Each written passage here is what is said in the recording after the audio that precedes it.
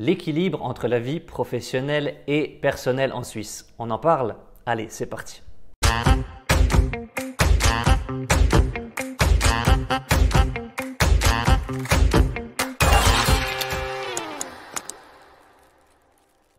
Hello, c'est Nicolas de Move to Swiss, j'espère que vous allez bien. Aujourd'hui, dans cette nouvelle vidéo, nous allons aborder un thème important qui est l'équilibre entre la vie professionnelle et personnelle quand on travaille en Suisse.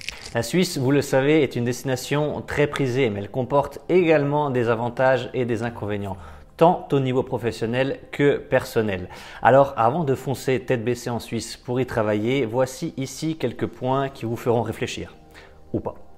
Au niveau des avantages, on a la perspective de carrière parce que travailler en Suisse peut ouvrir des portes professionnelles. Certes, les entreprises suisses sont souvent bien cotées, offrant des opportunités de croissance et d'épanouissement professionnel. Deuxième point positif, c'est l'efficacité professionnelle. En Suisse, la culture du travail est synonyme d'efficacité. Les projets avancent, les objectifs sont atteints, offrant une grande satisfaction professionnelle. Troisième point positif, c'est la qualité de vie. Les paysages en Suisse sont vraiment magnifiques et qu'on y vive ou que l'on y soit de passage que pendant les heures de travail, on ne peut qu'admirer la différence entre la Suisse et les pays voisins. Au niveau des points négatifs, bien sûr, il y a la durée du travail et ce n'est plus un mystère. Les journées en Suisse sont bien plus longues et on y travaille beaucoup plus qu'en France. La pression pour atteindre les objectifs peut parfois empiéter sur le temps personnel.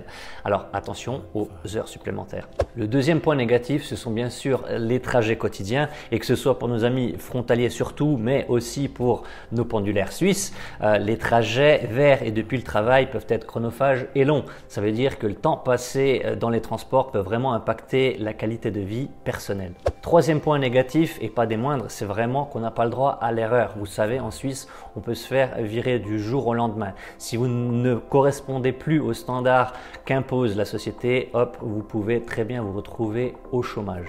Notez bien ici que je n'ai pas voulu parler de salaire parce que bien sûr ça fait partie des avantages, mais ce n'est pas tout. Et choisir de travailler en Suisse est une décision personnelle à prendre. Pour certains, les avantages professionnels et la qualité de vie surpasseront les sacrifices à faire. Pour les autres, la pression professionnelle et les trajets quotidiens peuvent vraiment freiner l'envie de travailler en Suisse.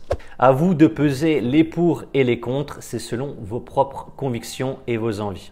Voilà, c'est la fin de cette vidéo. N'hésitez pas à la liker, à la commenter si elle vous a plu et si elle vous a appris quelque chose. Si vous voulez aller plus loin avec Move to Swiss dans votre recherche d'emploi ou dans votre installation en tant que frontalier ou en tant que résident suisse, n'hésitez surtout pas à nous contacter avec les liens qu'on vous mettra en dessous de cette vidéo et c'est avec plaisir qu'on vous accompagnera dans votre projet avec la Suisse. Et moi, je vous dis à bientôt dans une nouvelle vidéo. Ciao!